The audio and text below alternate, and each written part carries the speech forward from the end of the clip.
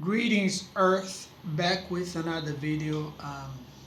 Good morning for those that are in Pacific time.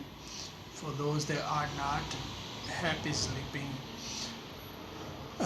This is the continuation of the truth of the game. The other video, before I start this video, I just want to point out that I want you to understand that I'm not a native English, so I've been learning English from the years that I've been studying about it. I love it. It feels so natural through me. Anything that's it's about American, everything that's it's not everything, of course, but like most of the things, the common sense things from American, it's really pleasurable to my body and my nature. Um, but unfortunately I tend to change subject without finishing the point. I noticed this in my videos. The cool thing about making videos is that you can pay attention more about yourself, and then you realize that the mistakes that you're doing it, you're making it, and in case if someday you decide to become professional. I don't even know how to put a subscribe in my videos. I don't know if it's the lack of technology. I'm really poor right now. I just make my videos the way I can. I don't have like the equipment to do it. I'm just trying to get people used to seeing my ugly face. Maybe someday, whenever I get better, I can like actually send some real message to the people. Before I start, so that's that.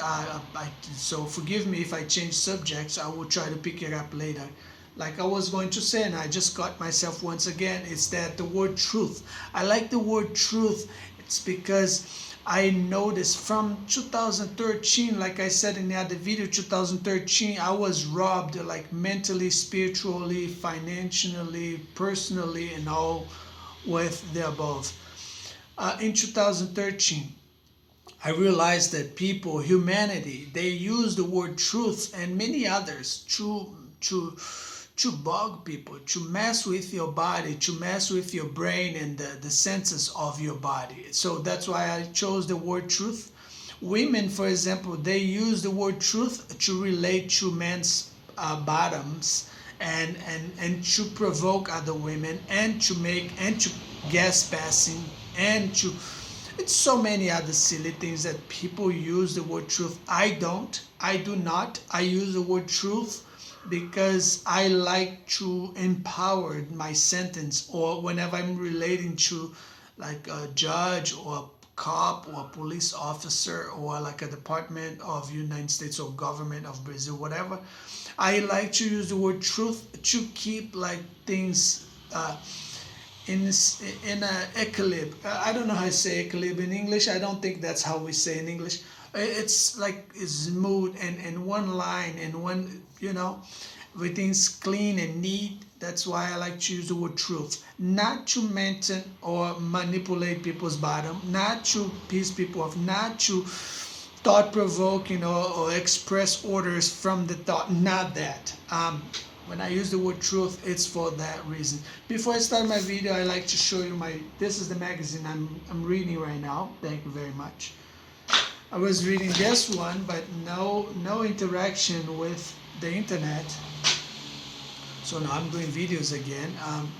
I haven't subscribed because I haven't put my subscribe button in there yet. I don't know how to do it. Like I said, I will try my best to learn. I'm just dealing with other projects. It's new projects right now. Here's all the things that I keep inside, so whenever we want to pour it out in the internet and we talk about it, I keep things like here and there, so that whenever you want to wash some clothes, some dirty clothes, we can talk about it. I don't think it's going to be necessary because time is passing so fast. We're getting older so fast. I got like 20, 30 years robbed away from me. I think life was a setup. I think the way why they sent me to the United States was to make me a automatically a free upgrade, free update from internet in the world. You might say like, oh, shut up, too. What are we getting from you? Well, you get from me like the data you get the world data, you get like status. You by watching me, by looking the way I am, you know it's you able to know how Brazil is doing. You know how like all the people from the past and now are doing just by looking at me. In Brazil, everyone knows it's a slavery type of economic. They have like a couple tribes, couple savages, couple ghettos and favelas in Brazil. Those guys and those people, if they want to succeed in life somehow, they have to work either with restaurants, which a lot of families position themselves on restaurants, fast foods in the street, or like a guy with a cardboard in the street selling something from Paraguay. That's the only jobs that we men from like a poor family have as options. When we're little, we don't know what is ahead of us, so we don't prepare ourselves as like doing sculptures or painting or learning any profession, because people beat us around, they push us around, they bully us in school, they push us, make sure that we quit schools, that we start smoking, start drinking. Then when you're in the age of 18, society start faking this friendship with you, and they start giving you cars, motorcycles, and opportunities. Then you think everything's fine. The fat cows will never go away. Then you start mislanding your jobs, your money, your family, your friends, your everything, because you're in this momentum of yourself with you, your bicycle, your motorcycle, your car, or your girlfriend, or your music, or your clothes, or your, so you don't see everything, you don't see ahead of you, you don't see your future, just like it happened to me. All this that you're going through right now, I've been there. I done there, I've been there, I done all this stuff. Then you start, some of you start doing drugs, some of you just stay in cigarette and drinks, some of you become alcoholics, some of you go deep in drugs, some of you for example like marijuana, marijuana, it's very interesting, very interesting. I'm very interested about it. It kills my pain. It's really nice. It makes me relax. In Brazil, it's still a lot of taboo about it. In the United States, I don't like to mess it up when I'm unsafe, because I don't want to call a lot of attention. I'm trying to be invisible so that I can help those guys how to make me invisible, not to be in nobody's face and not to mess with no one's business, because we have a lot to do still. Everyone is procrastinating, but everyone thinks they know every single thing. But when you look around, you don't see like half of, like 1% of what we could achieve. People, let me finish about the marijuana. Marijuana is like this: you start smoking marijuana, your body get used to it. Then you quit. You go like, oh, this is not making any effect on me. So then you increase the amount of it. Then you start smoking every day. Then you start vegetating. Then you think that your body gets used to it and it doesn't work on you anymore. Then lots of you will go to cocaine. When you go to cocaine, will happen the same thing. Some of you will get an overdose by yourself. I never done it, but that's what I hear from friends, like close friends. Then you get an overdose, you go through your spiritual experience journey with cocaine. Some of you get addictive until you die. Some of you get freaked out and become religions and get off. Some of you have to go to rehabs and so on. But a lot of people start doing heroines and so forth.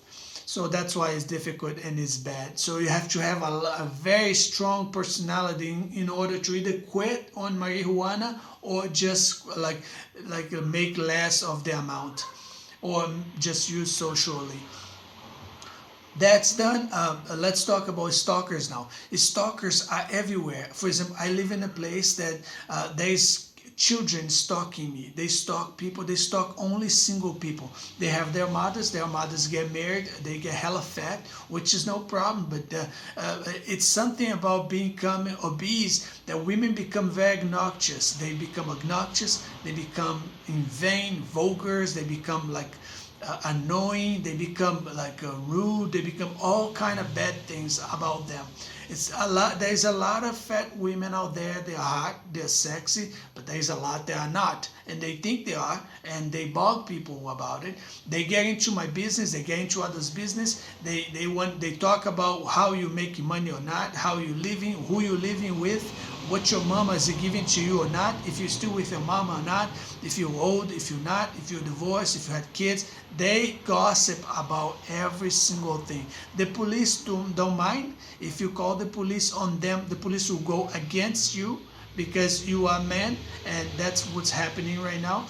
The police is helping, the police and the government is helping women take over all men's careers. This is start in high school. When you start going to high school, when we were going to high school, there was a double vision in the United States. They were living there as we speak here. Most of us did not know the existence of high school in America. But America shaped up the world based on what they used to watch us. Not only from satellite, but there is infrared from armies, and a lot of people, ordinary people, already buy those things, and they already have access to those things. Not poor people like us, not limited people like us. We don't. We are aims, we are targets from those people. And now we are becoming, like when I say we, I'm talking about single men. They are trapped in one place or in your mother's house with no help, with no friends, with no consideration from your country whatsoever. Right now, I'm trying to do my best by selling one thing and flipping things around on the internet, but it's very difficult because my stalkers, they are teenagers, they're kids, children in Brazil. They do not study, they do not spend time in school. They do not. In the United States, you're never gonna see a kid yapping at you 24/7 like in Brazil. They are always in school. They are always studying. They are always, when they're not studying, they are camping. They're spending some time with their family. They're not yapping at people at 24/7 in the middle of the road or on the side of the road or in some project of apartment that Brazilians made it to watch us 24/7. That's what's happening in Brazil. It's called stalkers. But in Brazil, many people do not follow the laws. They don't even know what stalker is. So that's why they do it. They do stalkation. They do thought-provoking, which all this is illegal. At least myself, unless you're a woman, I do not call you in my body here. I never invite you in. I never ask you to thought-provoking with me or try to send thought messages and be yapping, hitting message by your noise pollution, by your mess that you do, by your fights with your family, and all the theaters that crazy ghetto neighbors that create to call my attention. If you want to be my friend, bring a cake, knock on my door, introduce yourself. Let's be friends. Let's go for lunch. Let's talk about what society is going to do about internet. No one is running. Only stupid people is running internet. You spend lots of money, lots of others, and your time and our time by producing stupidity. Some of them are funny, but some of them are not. Most of them are disgusting. They're rude. They're always making fun of other people. You're transforming humanity, humor, into a concept that we have to laugh when someone is suffering, when someone is making fun of, when someone is bullied. That's what the internet is doing. That's what we have, like soap operas, novelas in Brazil. That's all you do, soap operas. You hire only good-looking men and women that are usually going to be American prostitutes, or you're going to be like a Mexican prostitutes, because you do a tour. And for Brazilian poor people, novelas, it's the same. It's equal to, it's related to jail time, and for women, it's related to money and free stuff, free benefits, fashion, and all the above. So if you're a man out there, be careful. The world is not very nice. They might giving you a car right now, might giving you a girl and a wife or a baby, but that's still considered as slavery, my friend. Unless you're not poor, full of money all over the place. You have like a collection of 5 to 7